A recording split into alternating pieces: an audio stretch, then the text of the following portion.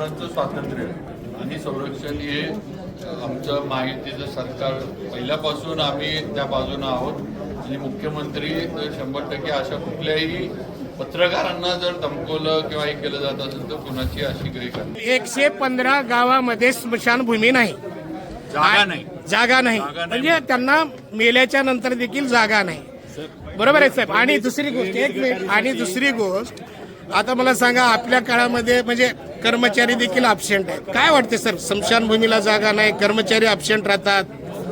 स्मशानभूमी प्रशासन जागा उपलब्ध करून द्यायचा आमचा पूर्ण प्रयत्न आहे. आम्ही पैसे त्याच्यासाठी अजून सुद्धा डीपीडीसीला ठेवलेले.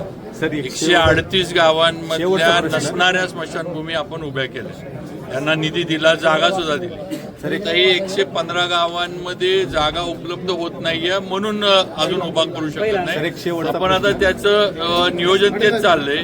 गायरान असेल, जिल्हा परिषद असेल, आपलं महसूल जी असेल, कुठली जागा उपलब्ध होतीये ती करून घ्यायची आणि या उभ्या करायच्या. त्याला लागणारा सगळा निधी आपल्याकडे उपलब्ध. नमस्कार, लातूर प्रभातमध्ये आपलं सर्वांचं स्वागत. मी रघुनाथ बनसोडे. लातूर जिल्ह्याचे पालकमंत्री माननीय शिवेंद्रसिंहराजे भोसले 26 जून 2026 रोजी लातूरमध्ये आले असता आणि विशेष म्हणजे त्या ठिकाणी जिल्हा नियोजन समितीची बैठक होती. त्या बैठकीला ते उपस्थित राहून त्या बैठकीमध्ये अनेक कर्मचारी गैरहजर होते, अनेक काही लोकप्रतिनिधी देखील गैरहजर असल्याची त्या ठिकाणी माहिती मिळाली. जिल्हा नियोजन समितीच्या बैठकीमध्ये अनेक लातूरच्या विकासाच्या संदर्भामध्ये ठराव झाले, निधी देखील मंजूर दिला, अशा पद्धतीने त्यांनी माहिती दिली. त्याच्यामध्ये त्यांनी नमूद असं केलं की लातूर जिल्ह्यामध्ये 153 गावामध्ये अजूनही स्मशानभूमीसाठी जागा मिळत नाही. पैसा आहे आमच्याकडे परंतु जागा भेटत नाही. तर लातूरच्या जनतेनं आणि आमच्यासारख्यांना असा विचार येतो की लातूरमध्ये 153 गावामध्ये जर स्मशानभूमी आज तागायत नसेल तर त्या ठिकाणी त्या ठिकाणचा एखादा व्यक्ती जर मृत्यू झाला तर त्या अंत्यसंस्कार करण्यासाठी जागा, मग तिथलं काय नियोजन असेल, ते कसे करत असतील ते विचार करण्याची खूप आवश्यकता आहे.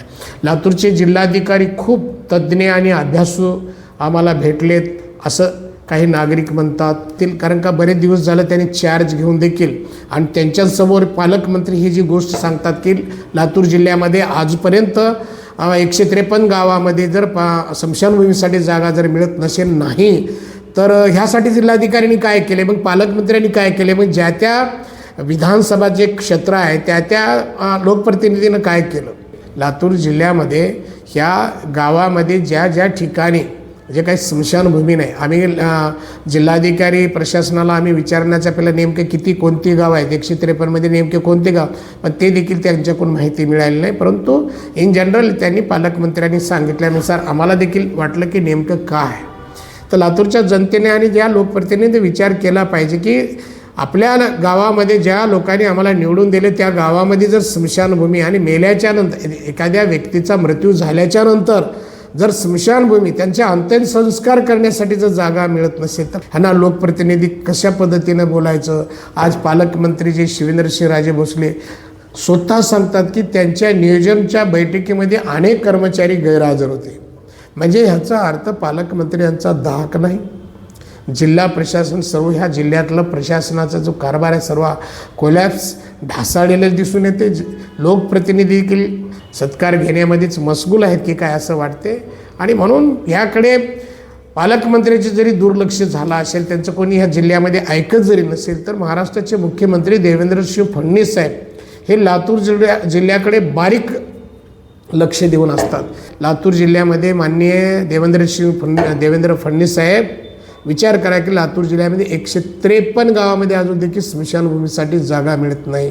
तर ही खेदजनक बाब आहे. अशी जरी माझ्यासारख्याला वाटत असलं तर अनेक लोकांकडून ते पालकमंत्री जे काही त्यांनी सांगितले की जागा नाही, त्यामुळे अनेक लोकांमध्ये उलटसुलट चर्चा चालू आहे.